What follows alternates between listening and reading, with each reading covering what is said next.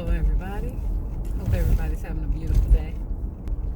I was just thinking about, I know about being over 50. I'm in my 50s. I'm single. Shout out to all the ladies over 50 that's single. And not that it makes a difference, but it does. But I just want to talk about how we over 50 women that are unadmittedly sometimes going through menopause, going through the change, as they say. Menopause to me, it means a stop of your menstrual cycle. It means stop menopause. But to me, I always think this way. I always think that menopause can mean pause on men. And I'm not saying that just, don't have another man in your life. No, I'm saying, like, in a sense, pause on all men and focus on you. Things get different. Your body shifts, your body changes, your hormones go ballistic. And sometimes you take things in more deeply, I should say, and feel things more deeply. That is why, it's very important to take care of your mental health as well as your physical health. And what I mean by mental health is you do what you have to do to keep your mental straight. Don't let things, you say, I'm not going to let it upset me. But don't let things upset you that you have to have an attitude where people don't have control over your emotions. You have control over your own emotions. I can see if something really big happens, with your family or with a close friend or your lover or your husband or whatever, that's different. But I'm talking about day-to-day stuff. I'm talking about things on the job that you have no control over, people that you have no control over. I'm telling you, this is your time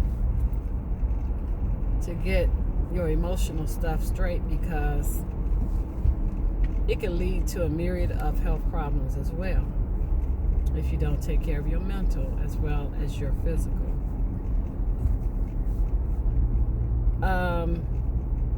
Just take, for example, little things like me. I live in a big city, and I like to park in front of my house, right? So it's a sidewalk, that you walk down and get to your house, of course.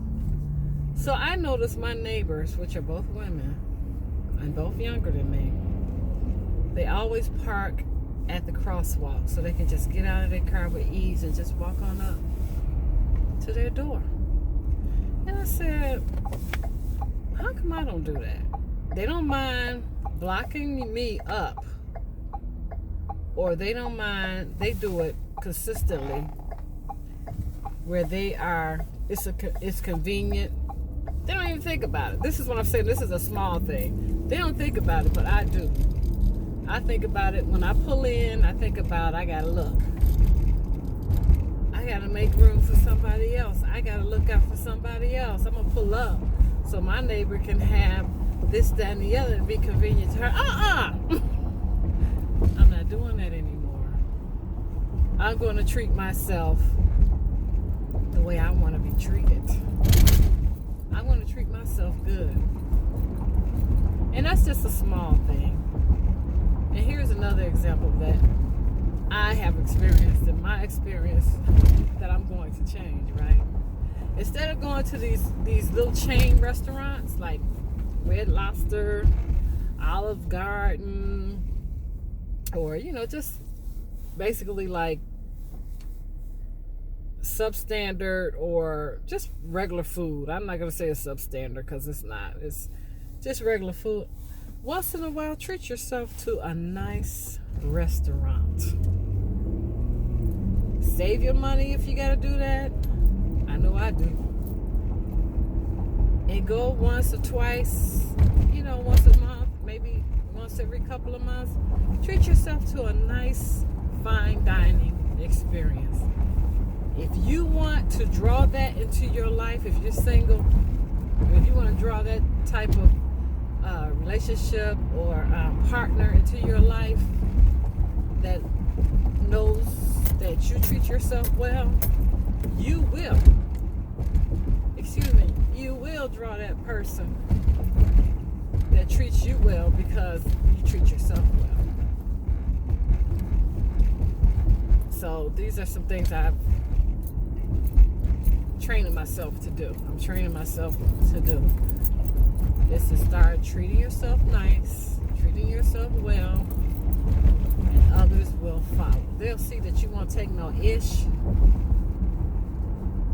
off of yourself, for one thing, and you'll not, if you don't take it off of yourself, if you don't take it off of yourself, you won't take it off of people. People will not treat you badly unless you let them. Learn how to say no sometimes.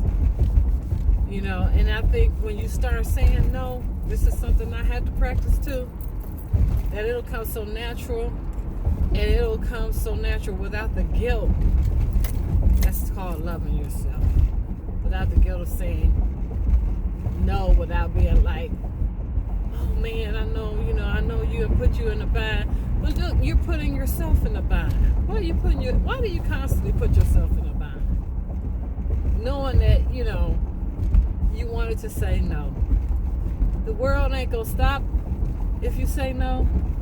And if the people that you say, or the person that you say no to, if they gonna leave your life, they wasn't meant to be there in the first place. And believe me, you can live on without folk that you thought you could not live without, honey. Believe me, I know. But yeah, I just wanted to talk about that. There's some further things that I want to talk about. That's really kind of cute, and some kind of really deep. But I just wanted to get this nugget of wisdom out there to you. And please take care of your mental health, ladies. And be vigilant. Be vigilant, because your mental seriously affects your physical. And I mean, I'm talking from the way you eat. You're stressed out, you're gonna eat more. You're stressed out, you're gonna drink alcohol, maybe more. You're gonna do things that you ain't got no business doing. So protect your mental health, ladies. The Bible even says, be ye steadfast in the renewing of your mind. It's a precious thing. I would just really stress that. But I'm on my way to do my errands, Christmas shopping. I don't have much to do, thank God. And I want everybody to have a fantastic day. Take care of yourself. Remember, take care of your mental as well as your physical. And guard your gates. Just guard your gates. And have a beautiful, blessed day. And I'll be talking with you soon.